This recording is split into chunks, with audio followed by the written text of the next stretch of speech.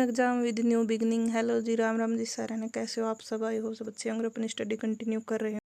मैं भी ठीक हूँ, लेकिन हेल्थ इश्यू तो है साथ के साथ, ये काफ़ी बढ़ भी गया है मुझे।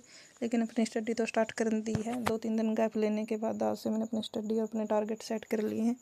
मैंने टोटल 5 टारगेट लिए हैं। सुबह का मैंने सोचा है कि इससे पहले हरियाणा जी के और इंडिया जी के दोनों को साथ के साथ ले चलूँ, क्योंकि ये थ्योरी है और मैं इसे के लिए हमें फ्रेश माइंड होना बहुत ज़रूरी है। और सुबह अगर हम स्टार्टिंग से जब भी पढ़ते हैं तो सुबह सुबह हमारा माइंड एक्टिव होता है और ये सुबह ही अच्छी से।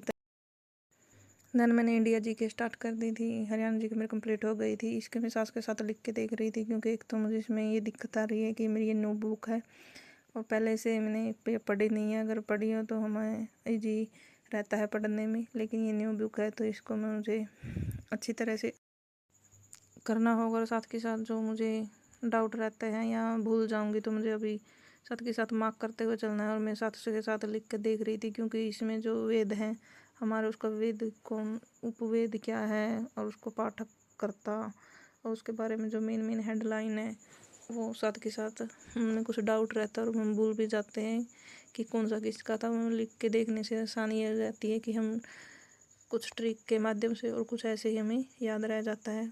कुछ मैंने ट्रिक से की थी और कुछ मैंने लिख के देख ली थी। इसमें इंडिया जी के का काफ़ी लेंथी सिलेबस है और ये 1 मंथ में तो शायद कंप्लीट भी ना हो पाए।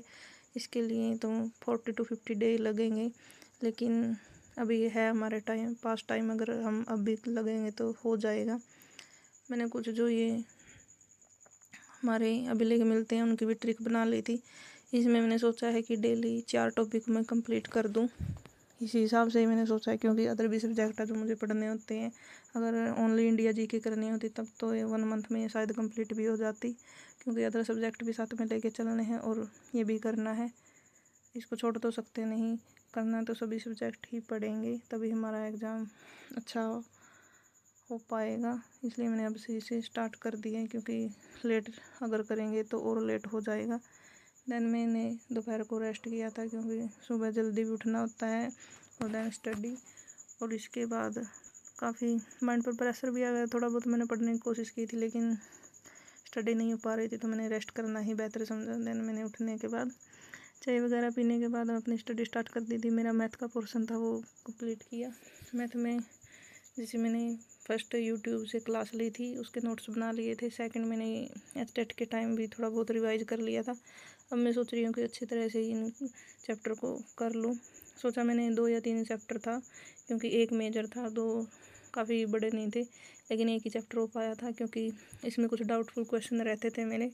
आज मैंने उनको अच्छी तरह से क्लियर किया है। ये करने के बाद मैंने सोचा था तो अपने 5 सब्जेक्ट को लेकर चलूँ, लेकिन आज मैंने जब रीजनिंग की बुक है मेरे पास वो मैं लाई थी, उसको उठाया, उसमें मैंने सेम देखा जो एचटेट में क्वेश्चन आए हुए हैं वो उस बुक में, यानी कि एसएससी लेवल पर क्वेश्चन पूछते हैं। इतने लेंथी पीआरटी में भी आए हैं, टीजीटी में भी आए हैं और पीजीटी में तो आए ही होंगे।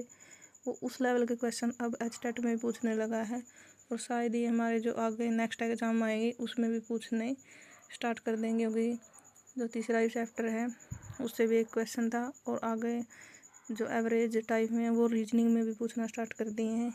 लेकिन मैं सोच रही हूँ कि रीजनिंग को भी चाहे मैं हाफ एन हावर दूँ या 1 हावर दूँ तो देना ही तो पड़ेगा ही। इसलिए मैं कल से अपनी जो टारगेट है उसमें रीजनिंग को भी ऐड करूँगी। आज मेरे जो 5 सब्जेक्ट थे वही थे।